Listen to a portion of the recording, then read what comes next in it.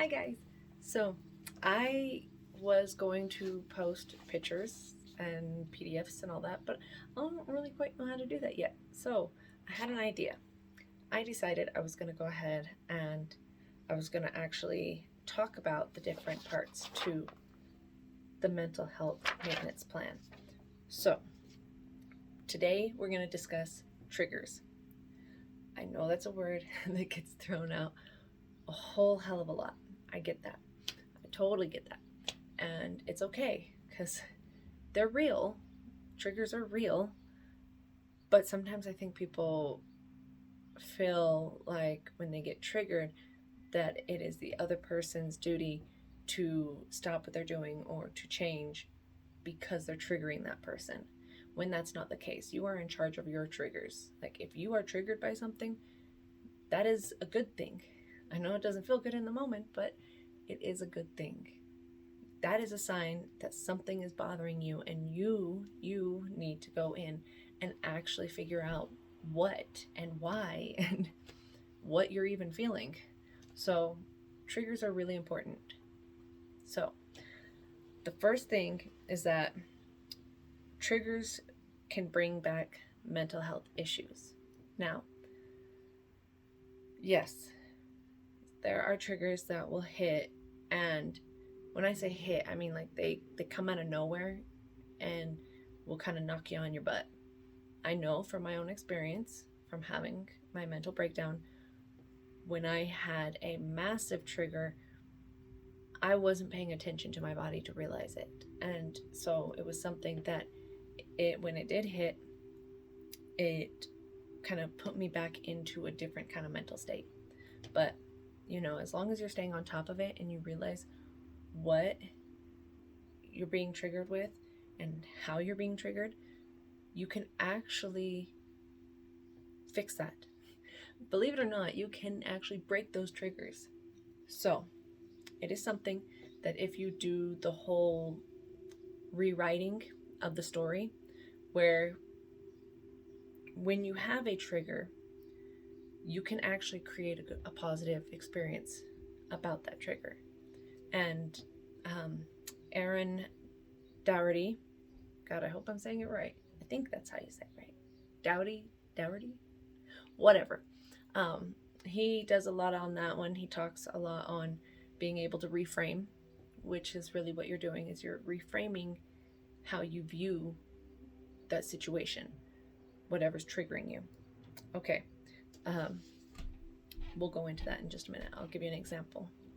Um, Triggers can be activities, thoughts, people, places, or things. And it doesn't even have to be that exact thing that you experienced. It could be something like it that will completely cause a trigger. So, my example, I'll give you one. The first one that comes to mind is that I had a trigger with hotels. So, this goes back into my history with being sexually abused as a child, and the fact that one of the places was hotels. So I had created in my head that bad things happen at hotels. And if I look back on like every situation that I've ever had with a hotel, something negative happened during those situations. And this is also a tool that you can use to actually backtrack and find out where the root cause of your trigger is. Because if you see the pattern, you can actually find the solution. So, with that, I realized that I had a very deep seated trigger with hotels, to the point of where it was kind of I was terrified of them. I was absolutely terrified of them. I didn't realize this because of the fact that it wasn't until I started, diving in and healing and doing all this work on myself that I realized that it goes all the way back to whenever I was abused. And so, how I was able to get past that, I mean, I'm not gonna sit there and say that it's completely gone, because it's still something that's being worked through. Like, I have reframed it and everything. And so maybe, I haven't stayed at a hotel in a while, but if I go to a hotel, I don't feel as terrified of it, because I have a situation that I was able to reframe it with. So, an actual situation. Like, I didn't just make up a scenario. My oldest daughter had her 16th birthday last year, and she wanted to do the hotel thing where she and a couple of her friends got together and they, stayed at the hotel. So, what I did is I got 2 rooms, and it was a hotel close by our house, so it wasn't, some big extravagant one. It was like a home 2 suites kind of thing. So it was just a simple place. So what we did is we went to the hotel. She had 2 friends that were going to stay with her, and then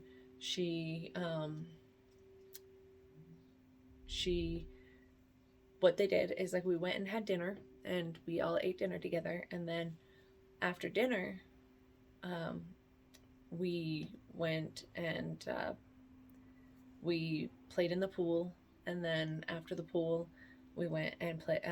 They had Xbox Dance Revolutions, I think is the one that it was, and they had, like, you can pull out the Xbox and play video games and stuff like that, and they had a PlayStation as well. So we pulled those out and we just danced and had fun up until it was time that they closed the room down. And that was her birthday. And then we went back to the rooms, and her and one of her friends that stayed, the other one didn't stay. They don't do sleepovers. And that's, that was perfectly fine. They had their room, and then I had another room with my other 2 children, and we watched TV and just, enjoyed it. And so it was something that the experience heading into the hotel, like, getting there was insanely difficult. It was so hard because my body was reacting and it was afraid, and I was kind of, trying to hold it together, but I really wasn't doing so well.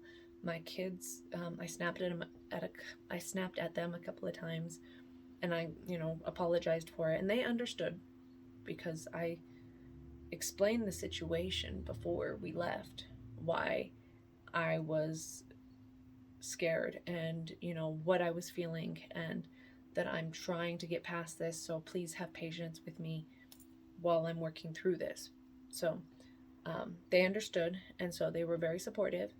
We got there, I was still pretty much on edge. Like, I could feel like I wasn't paying attention at the time, but now looking back, I could tell that I was very tense and I was really uncomfortable. And so it was eventually getting into the pool, which was absolutely freezing cold, which is actually a great thing because I was meant to get in that cold water because it helped kind of calibrate my nervous system and help me, calm down and refocus, and also create a new neural pathway for me to enjoy the rest of that night. Because later that night we were doing dances and we had our pajamas on and playing video games and taking pictures and laughing, and it was a beautiful experience. And so, because of the fact that I faced that fear, that trigger, and actually went for it and everything, and reframed it into a positive experience, I don't really have that kind of fear for hotels anymore. I can't say yet until I go in and actually stay at another hotel about the situation and everything. Maybe I'll do that for another video whenever. I don't know when I'm going to be going to a hotel anytime soon, but we'll see. But I can go ahead and I can actually see if it actually is still the same. So, something that I'll say for another video another time, but this is what I mean by triggers. You are going to be triggered consistently. When you are in survival mode, mental thinking, there are going to be, and if you have experienced severe trauma from multiple people, you're going to have triggers. But it's up to you to heal those triggers and to also heal how you view those triggers. Because once you actually heal those triggers, once those triggers are not triggers anymore, they have no power over you. They have no control over you, because it's not a trigger anymore, because it's something that you're like, oh, that used to bother me. Huh, that's funny, it doesn't bother me anymore now. And that's power. That's control over your own mind and your own life and your own feelings. And you let go. That is no longer needed in your life. That is no longer a concern, because you're over it. So, with triggers, what I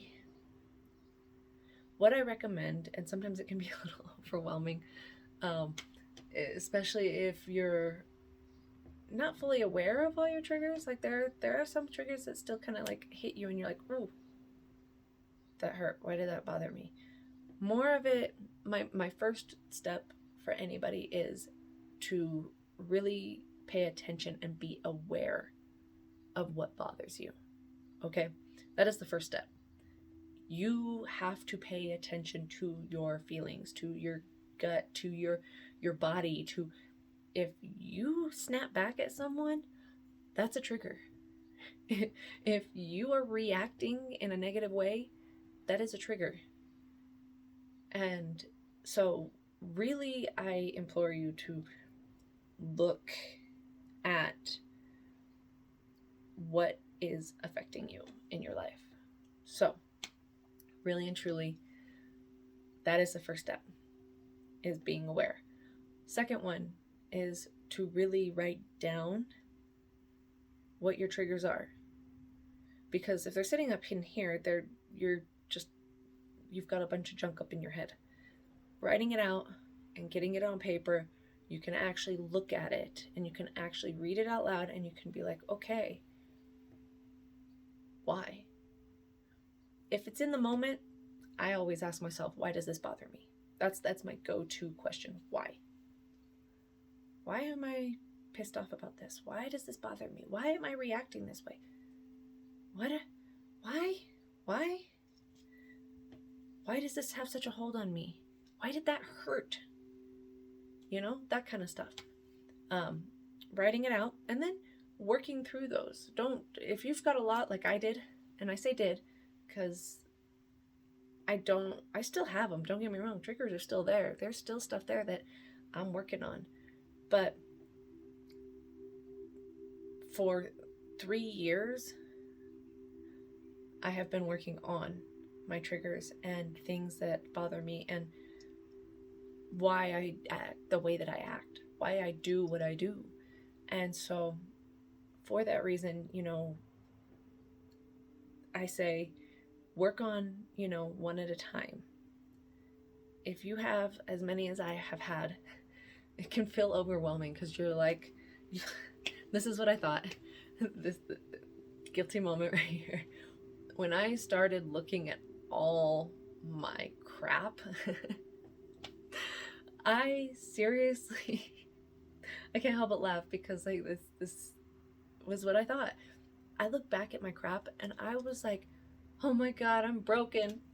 Like, there's no hope. I was like, there's no hope for me. I might as well just give up now. That's so much work to put in to be able to fix all that. Like, man, I'm never gonna make it. That really was my thinking. Because when you see so much on there, you're just like, what is wrong with me? When it's not. I want you to know this right now. Like, It took me a long time to get to this point. But nothing is wrong with you. You had things happen in your life, and you had things done to you as well. Because if you are a victim, which I don't like to like throw that one out completely because you can stay in victim stance. I am a victor now. I was a victim, and now I'm a victor. So I will not ever be a victim again. I am a victor. So what I mean by that is, if you've had things done to you, you also have to take into account that we co-create and we create everything in our lives. So we are magnets and we pull things to us. And so if these things are happening to you, you have to realize, what are you doing to create it? And I know that that's probably going to piss a couple people off, but I had to come to this realization too, is that I allowed people to treat me the way that they were treating me. And it took a lot of work, and it took a lot of time to get to this point right now. So, and I'm still working on things. Like, I'm not completely healed. I'm not like, I'm all better now. No, that's not me. But I do want you to know that it's okay. There were things that you were trained on. For me, I was very, very much programmed to, like, there was programming that wasn't mine. That was not mine. That was given to me. That was trained into me, like a dog. Trained. That's the best way I can really put it, is trained into me.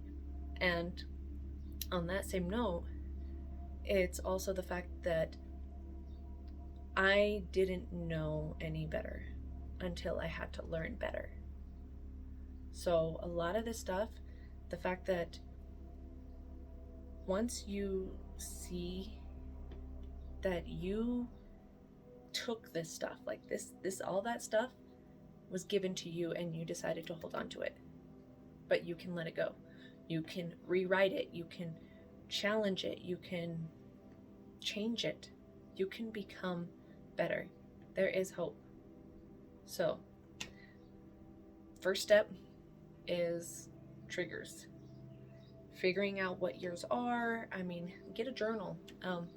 Dollar Tree, even heck, if you go to the DI or the Goodwill or something like that, they usually have that kind of stuff there too. Let's see, Walmart, someplace cheap. I just use the ones that my kids never used, honestly, because why go buy something new when you got something already? So I have a million notebooks that my kids had for school that never used them, so I just use that. Whatever. But write it down, figure it out. Take the time to sit with yourself and really actually figure it out, because it will be so life-changing once you start changing your triggers and letting them go and healing. It's a beautiful feeling. It's a beautiful feeling. I'm gonna leave that there for the fact that this is already a big enough task in itself to do all of that. But I promise there is hope. I promise that it's not all overwhelming, and I am here with you. I am here with you. I am here to help you. I am here to guide you, to be a beacon of light, to show you that it can happen. It can change. Like, holy crap. If you put the reps in, if you put the work in, and if you actually want it bad enough, you can achieve it. So, I love you all, and if I can do it, you can do it, okay? Love you guys. Have a great day.